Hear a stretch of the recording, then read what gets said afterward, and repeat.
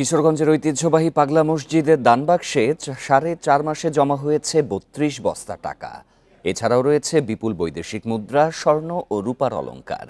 দানের এই অর্থ আন্তর্জাতিক মানের ইসলামী কমপ্লেক্স নির্মাণ ও গরিব রোগীদের চিকিৎসায় ব্যয় হবে জানায় কর্তৃপক্ষ।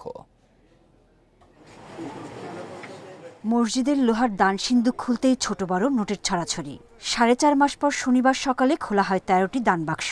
এসব টাকা বস্তায় ভরে নেওয়া হয় মসজিদের দোতলায়। কড়া নিরাপত্তায় গোনা হয় টাকা। এতে অংশ নেন প্রায় 250 মাদ্রাসা ছাত্র শিক্ষক ও 70 জন ব্যাংক কর্মকর্তা। 32 বস্তার টাকা ছাড়াও রয়েছে বিপুল পরিমাণ বৈদেশিক মুদ্রা, স্বর্ণ ও রূপার অলংকার। আমার মনে একটা খুব ইচ্ছা ছিল, এবার আসার পরে দিয়ে আমি একটা দান করছি, আল্লাহর রহমতে আমি অনেক ফল পাইছি। আমি চাঁদপুর শহর থেকে আমি এখানে আসছি।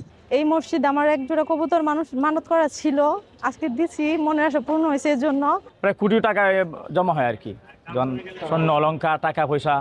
বর্তমানে মসজিদের ব্যাংক অ্যাকাউন্টে প্রায় 100 কোটি টাকা জমা হয়েছে, যা দিয়ে আন্তর্জাতিক মানের দৃষ্টিনন্দন ইসলামিক কমপ্লেক্স নির্মাণ কাজ শুরু হয়েছে।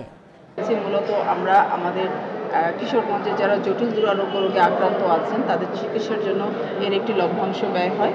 এছাড়া আমাদের এই মসজিদটি পরিচালনার জন্য যে যারা কর্মকর্তা কর্মচারী আছেন তাদের বেতন এবং ভাতার জন্য ব্যয় হয়। আনসার সদস্যদের জন্য কিছু ব্যয় হয়। পাগলা মসজিদের সঠিক নিয়তে মানত করলে রোগবালাই দূর ও মনোবাসনা পূর্ণ হয়, এমন বিশ্বাস থেকে সব ধর্মের মানুষ টাকা, অলংকার, গরু ছাগল সহ বিভিন্ন সামগ্রী দান করেন।